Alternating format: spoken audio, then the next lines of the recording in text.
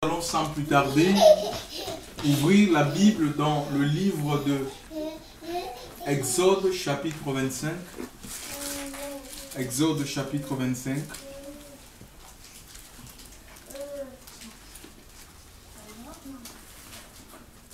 Exode chapitre 25.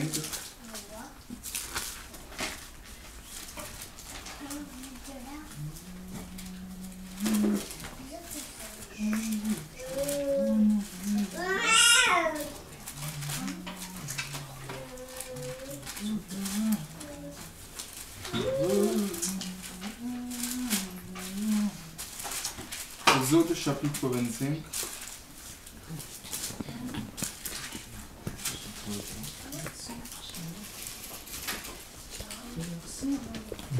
À partir du premier verset, Exode 25.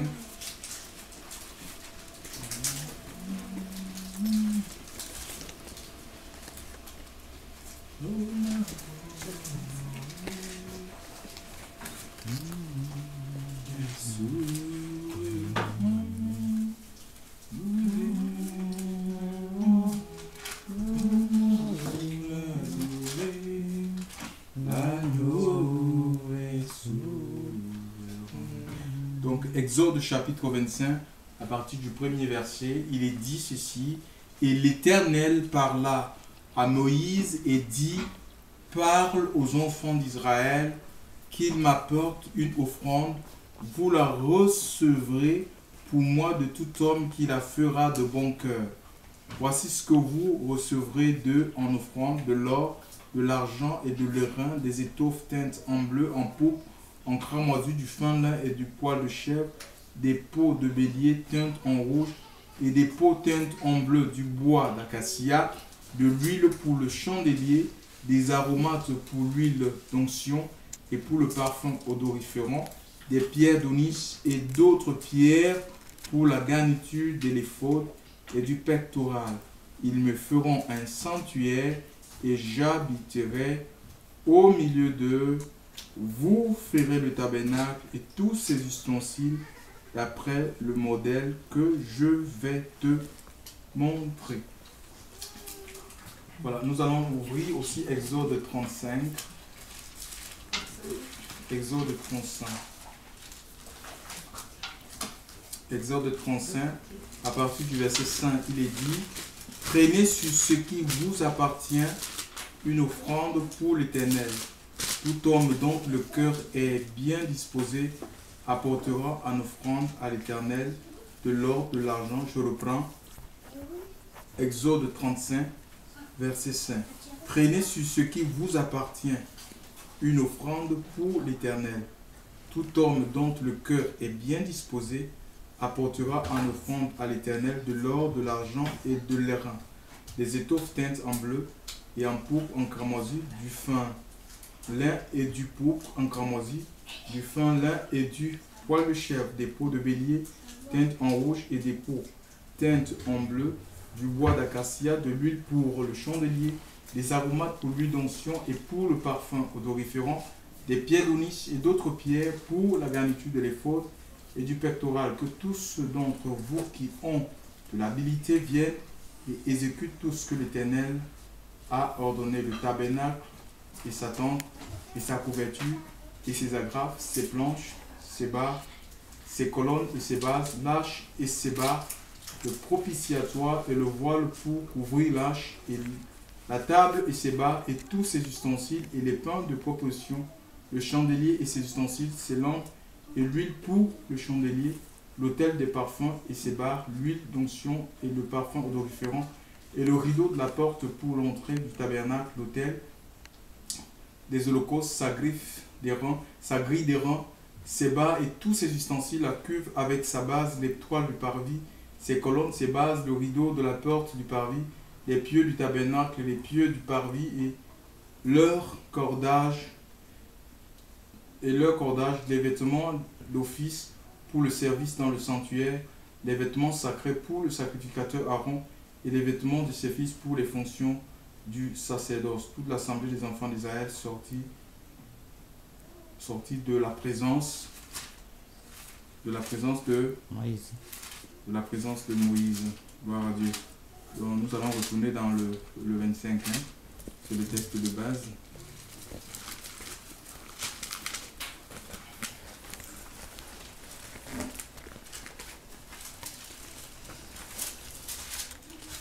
Donc, qui est Moïse? Moïse est, n'est-ce pas, l'instrument que Dieu a utilisé, chers frères et sœurs, pour sortir Israël.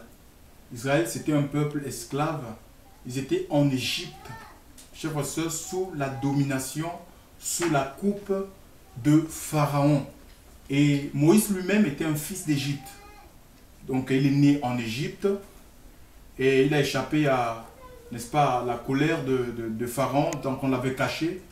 Et il s'est retrouvé, n'est-ce pas, dans le palais du roi, gardé par la sœur de Pharaon. Donc il a grandi, et l'écriture, quand on lit l'écriture, la Bible nous dit qu'il a été instruit selon toute la science égyptienne.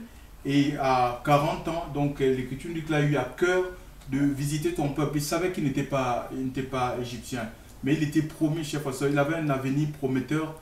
Il devait devenir un futur pharaon.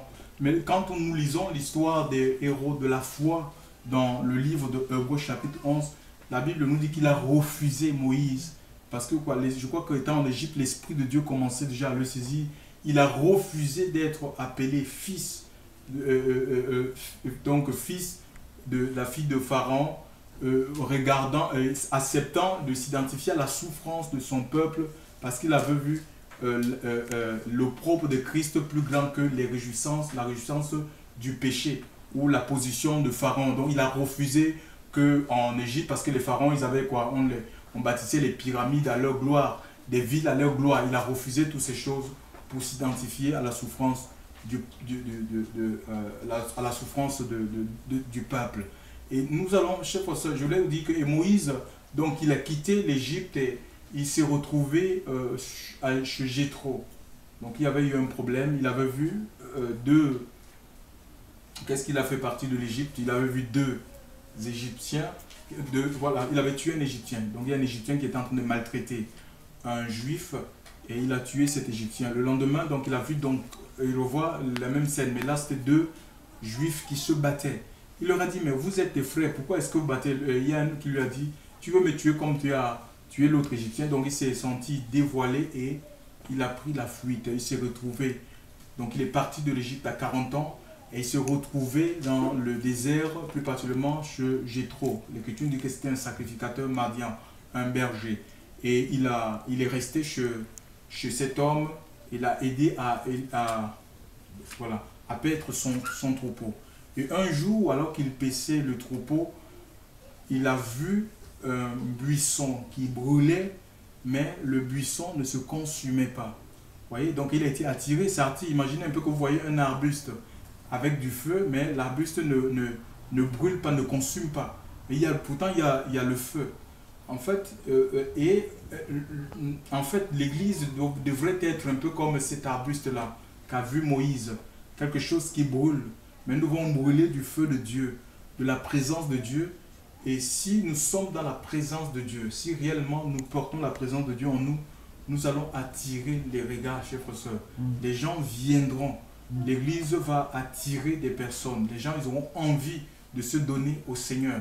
Mais s'il n'y a pas la présence de Dieu, il sera impossible. Alléluia. Si on vit les mêmes choses que les gens du monde, il sera impossible que les gens viennent et se donnent à Christ ou qu'ils reconnaissent réellement que Dieu est au milieu de nous. Donc cet homme-là, il a été attiré par ce buisson qui brûlait sans être consumé. Alléluia. Et de là, il va entendre une voix qui lui dit, Moïse, Moïse, ôte tes souliers de tes pieds, car le lieu sur lequel tu te tiens est une terre sainte. Donc c'est une vision, mais comprenez que c'était une vision de jour. Hein? Il n'est pas allé dormir pour chercher la vision de Dieu. Et si Dieu veut nous donner la vision, ça peut être dans notre sommeil. Vous voyez, il y a des chercheurs de vision. Donc on ne cherche pas les visions par soi-même. Les visions, c'est quelque chose qui vient tout seul. Alléluia. Si on veut commander les visions, les dons de Dieu ou les prophéties, je crois que nous tombons dans le maraboutage évangélique. On ne commande rien, c'est Dieu, c'est l'Esprit de Dieu qui, si Dieu veut nous révéler, veut nous donner des visions, il nous les donne. Ça vient de manière instantanée. Ça peut être dans notre sommeil, des visions de nuit, ou ça peut être en plein jour. Dieu nous ouvre les yeux et nous permet de voir des choses. C'est ce qu'a vu Moïse.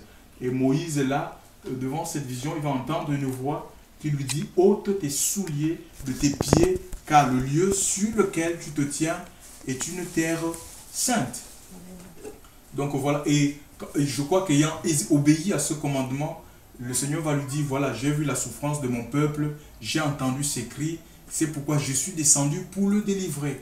Vous voyez, et Dieu va utiliser, donc Moïse, il va non seulement lui donner la mission, alléluia, c'est qu'il doit le faire. Il avait une mission claire, une mission précise, une mission bien définie de la part de Dieu. Moïse n'est pas allé en Égypte comme un aventurier. Hein? Il savait ce qu'il devait faire en Égypte. Il avait reçu une feuille de route, un cahier de charge, maître de Dieu. Et en même temps, le Seigneur lui a donné l'onction, la force pour l'accompagner, chers frères et sœurs, dans cette mission, parce que ça n'a pas été facile. Pour Pharaon, ce n'est pas parce que Moïse était envoyé par le Seigneur que Pharaon devait exécuter tout ce qu'il devait. Il devait dire, puisqu'il avait un peuple qui était esclave, qui bâtissait sa ville, qui construisait, c'était ses ouvriers. Ils travaillaient pour la gloire de Pharaon. Et nous voyons, et il a fallu vraiment une intervention de Dieu.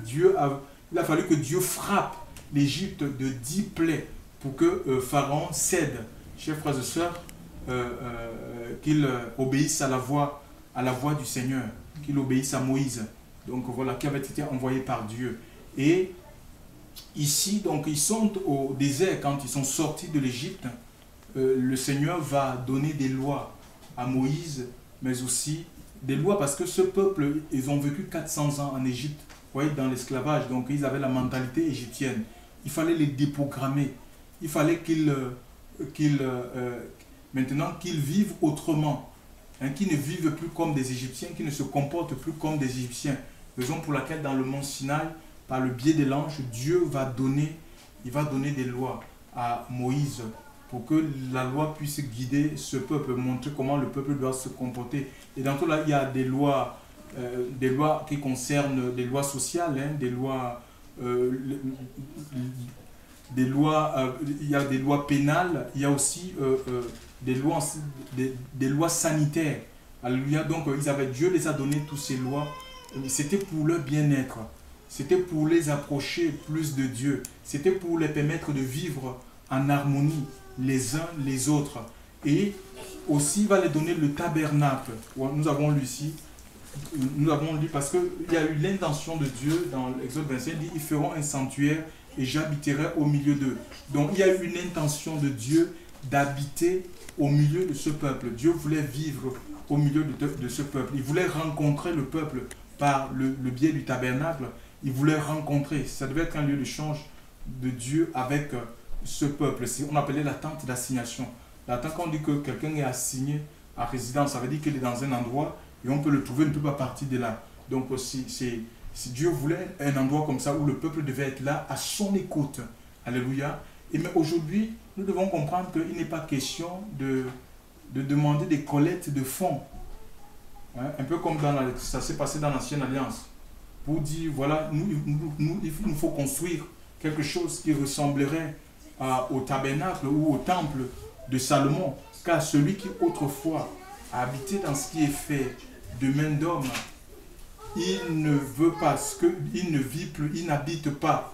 Il n'habite pas. Celui qui autrefois se manifestait dans ce qui était fait de main d'homme, comme le tabernacle de Moïse, le temple de Salomon, il veut vivre dans le cœur de l'homme.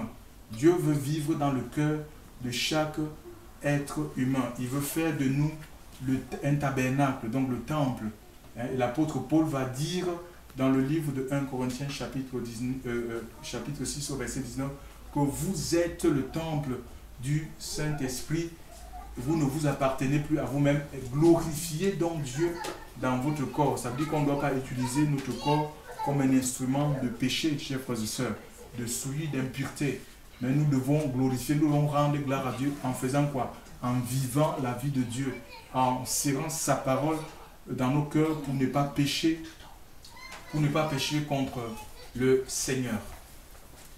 Le Seigneur va demander, il va demander l'offrande au peuple pour construire le tabernacle. Mais aussi, comprenez que le tabernacle aujourd'hui peut symboliser l'œuvre de Dieu. Et pour que l'œuvre de Dieu puisse avancer, l'œuvre de Dieu puisse prospérer, chers frères et sœurs, nous avons besoin, pour que l'œuvre de Dieu puisse avancer. Quand on parle de l'œuvre de Dieu, en fait, c'est l'annonce de l'évangile par tous les moyens qu'il y a. Ça peut être les médias, hein, il y a les médias qu'on peut utiliser pour annoncer l'évangile. Il y a des missions, aller dans un pays, imaginez un peu qu'on quitte ici pour aller en Inde, aux États-Unis. On ne peut pas aller dans une poussette aux États-Unis. On ne peut pas monter dans une brouette aux États-Unis. Il y a des moyens adéquats, il y a des moyens appropriés. Ce sont les bateaux, ce sont les avions. Et on peut pas, tu ne peux non plus aller, par exemple, à, je ne sais pas, à Fréjord pour dire, voilà, je viens de la part de Dieu, voilà, je vais aller missionner aux États-Unis. Ils vont appeler le 115 pour que vous t'emmenez, pour t'interner, quoi. Ils verront que tu as un problème, il y a quelque chose qui ne va pas dans ta tête. Voilà, donc, et ici, la Bible dit, mais l'accent sur vous l'apprendrez de tout homme qui la fera de bon cœur. Donc l'offrande, le don est lié à l'état du cœur. Alléluia. Aujourd'hui, donc, ce n'est pas interdit que quelqu'un fasse l'offrande, mais ça doit être volontaire, ça doit être une obligation de faire quoi que ce soit, de donner quoi que ce soit. Alléluia. Il faut que nous soyons convaincus au fond de nous-mêmes de faire ce geste. Hein? Donc on ne fait pas pour plaire, on ne fait pas une offrande pour plaire à un homme, on ne soutient pas une offrande pour plaire à un homme, pour plaire à un homme, ou bien pour se mettre en avant. Hein? On ne fait pas quelque chose dans l'église où on ne soutient pas l'œuvre de Dieu pour sonner les cloches, quoi, pour dire voilà, j'ai fait ça, j'ai fait ça, je fais ça. Le Seigneur nous dit dans le livre de Matthieu chapitre 6 que si tu veux faire une offrande, ne te comporte pas comme les scribes et les pharisiens, donc qui vont... Attends, on va le lire. Matthieu chapitre 6. Matthieu chapitre 6.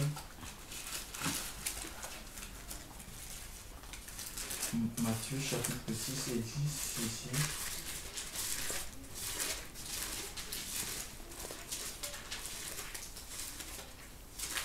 Voilà, Matthieu chapitre 6 dit à partir du premier verset.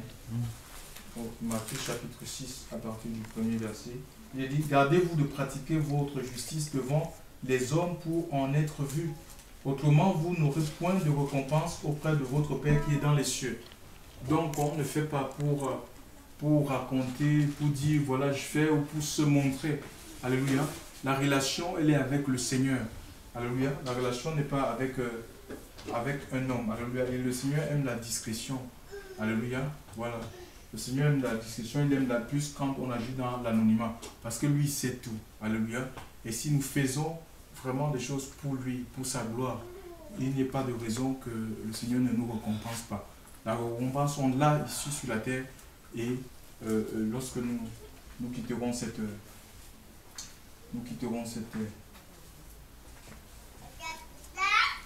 et dans le livre donc voilà, aujourd'hui voilà, je reviens sur le tabernacle. Il n'est pas question de construire quelque chose qui ressemblerait au tabernacle, parce que celui qui autrefois habitait dans le tabernacle veut habiter le cœur de l'homme, et l'Écriture nous dit, la Bible comment? Par le Saint-Esprit. La Bible dit dans le livre de Joël chapitre 2 28 que dans les derniers temps, dit Dieu, je reprendrai de mon esprit sur toute chair. Vos fils et vos filles prophétiseront, vos jeunes gens auront des visions, vos vieillards auront des songes. Dans les derniers temps, je reprendrai de mon esprit.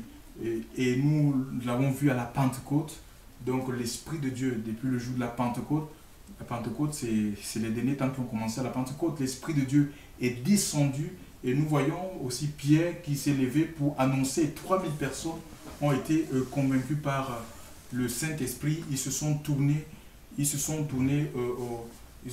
dos au monde, ils ont tourné le dos, chers frères et sœurs, à la religion, pour s'attaquer que les hommes se lèvent, parce que, il faut que les hommes se lèvent, qu'ils parcourent des villages, qu'ils parcourent des villes, des pays, des continents, chers frères et sœurs. Et ça demande un soutien, un effort de tout enfant de Dieu. Le soutien ne viendra pas des francs-maçons, des rosicruciens. Le soutien ne viendra pas des marabouts, des gens qui sont irréligieux. Ce sont les enfants de Dieu. Hein. Israël, c'est le type de l'église. C'est nous l'église. Nous sommes juifs dans le cœur. Alléluia. Nous sommes le peuple de Dieu. Et Dieu nous appelle aussi à soutenir son œuvre, à soutenir les missions, à soutenir le témoignage, à soutenir la vérité, pour que celle-ci soit annoncée, parce que c'est la vérité qui affranchit les personnes. Le monde a besoin, les gens souffrent cruellement, je vous assure, quoi. Et les gens sont dans des situations vraiment difficiles, critiques, désespérées, et que le seul espoir pour la race humaine, chers frères et sœurs, c'est l'évangile. L'Écriture va nous dire dans le livre de Romains chapitre 10 au verset 14 que comment invoqueront-ils celui en qui ils n'ont pas cru, et comment croiront-ils en celui dont ils n'ont pas entendu parler? Comment entendre parler s'il n'y a personne qui prêche? Donc il faut bien qu'il y ait des gens qui se lèvent pour annoncer le message de l'évangile, afin que Dieu puisse bénir les personnes, qu'il puisse les réconcilier, parce que ce que les gens ont plus besoin, c'est la réconciliation. C'est ça la mission de l'Église. Hein? L'Écriture nous dit que Dieu était en Christ, dans le livre de 2 Corinthiens 5, au verset 19, que Dieu était en Christ réconciliant le monde avec lui-même. Alléluia, en n'imputant point aux hommes leur péché.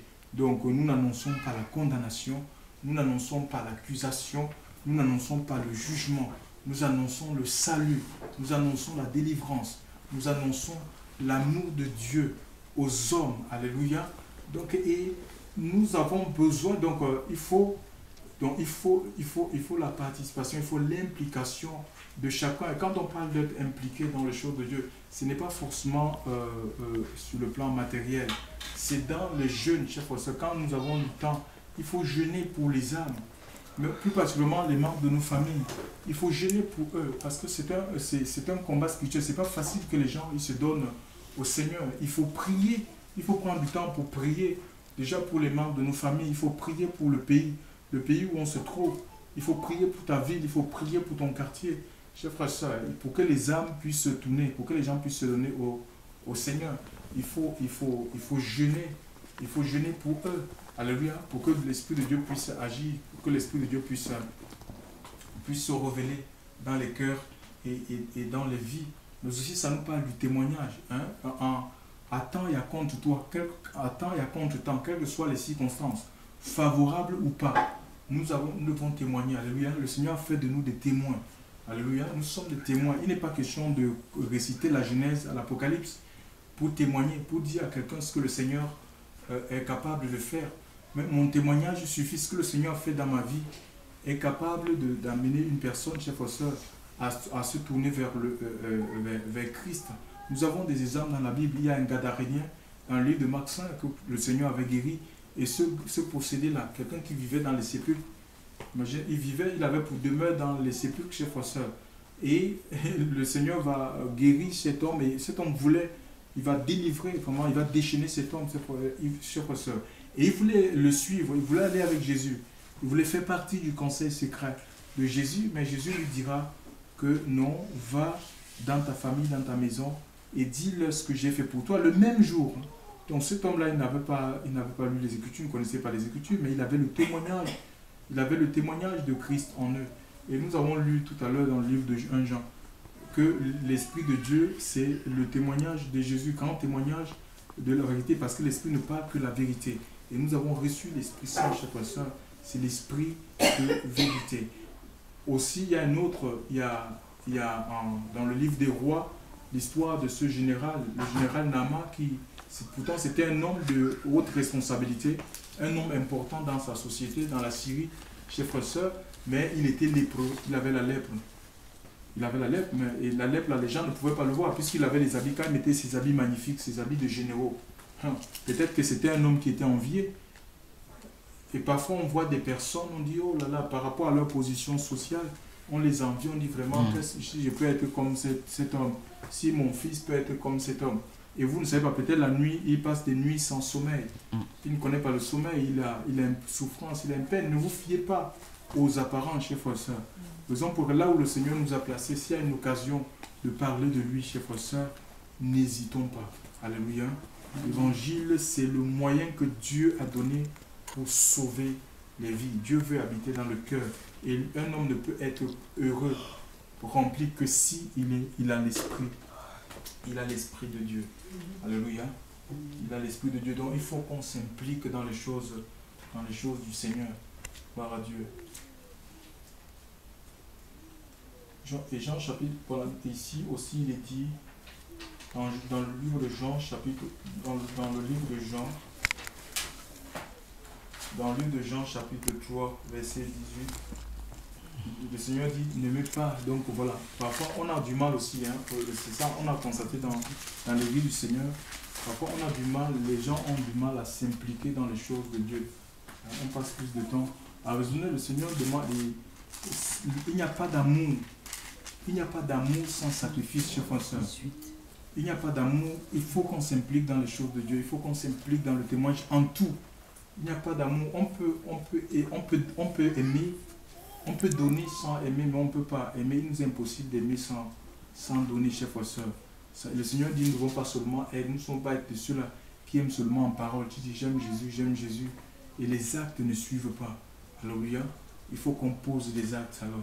Il faut que notre vie se conforme à ses paroles, se conforme à sa parole. Et lui-même va dire dans le livre de Jean chapitre 15, verset 10, si vous gardez mes commandements, vous demeurez dans mon amour. Alléluia. L'amour du Seigneur. Et si nous avons l'amour du Seigneur, nous aurons l'amour pour les âmes. Alléluia. Nous aurons l'amour pour ceux qui se perdent. Nous allons nous impliquer, nous allons nous mobiliser pour que le maximum avant le retour de Christ puisse se tourner vers le Seigneur. Gloire à Dieu. Aussi donc, il y a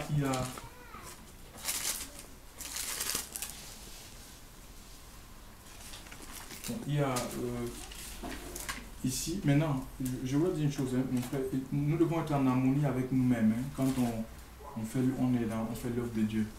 Il faut vraiment être en accord avec soi-même. Ne faites jamais des choses par contrainte. Alléluia. Ne faites rien par contrainte. Ne faites rien état forcé. Alléluia. C'est l'œuvre du Saint-Esprit. Si on ne peut pas faire quelque chose, ça veut dire qu'on ne peut pas.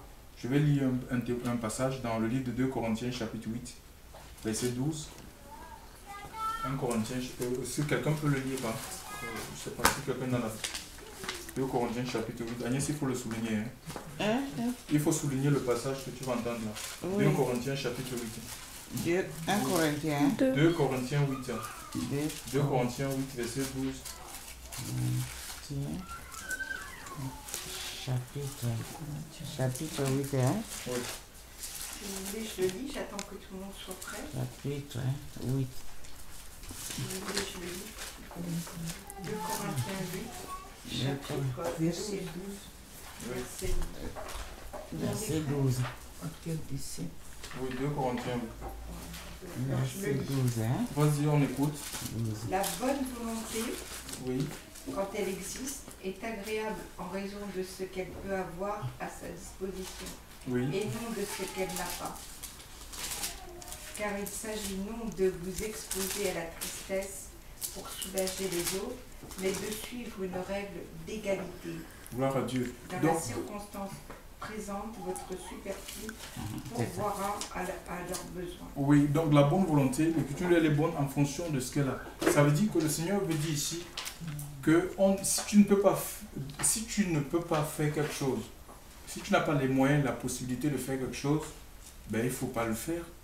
Ne te mets pas toi-même dans une situation de détresse. Hein, ne va pas t'endetter en disant que tu vas soutenir l'œuvre de Dieu. Un peu comme c'est des messages qu'on entend aujourd'hui.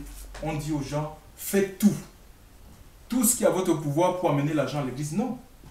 même pour aider, même nous qui avons des familles en Afrique, on reçoit les coups de fil jusqu'à 4 h du matin. Tu es endormi, on t'appelle, on te parle d'argent, on veut l'argent. Les gens veulent l'argent. Ils pensent qu'ici, en Europe, l'argent se ramasse.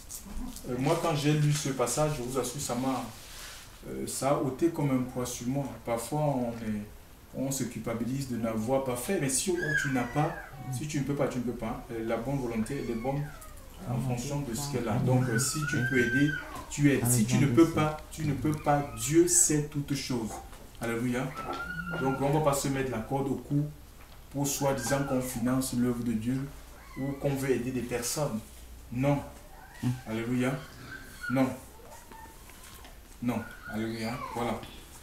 Ce que le Seigneur veut nous dire ce soir. Si on peut faire une œuvre vraiment qu'on se laisse conduire par le Seigneur, c'est sans contrainte, ni tristesse, on ne force personne, mais comme nous-mêmes nous avons résolu dans notre cœur. Et que le Seigneur nous aide, qu'il nous fortifie, qu'il nous encourage, chers frères et sœurs. Alléluia. On veut être l'église qui est libre des œuvres de la chair, mais vraiment qui se laisse conduire et convaincre par le Saint-Esprit pour faire, non pas les œuvres humaines, mais les œuvres de Dieu. Alléluia. L'œuvre du Seigneur, que le Seigneur met dans notre cœur et dans notre vie. Que Dieu nous bénisse et qu'il nous fortifie ce soir.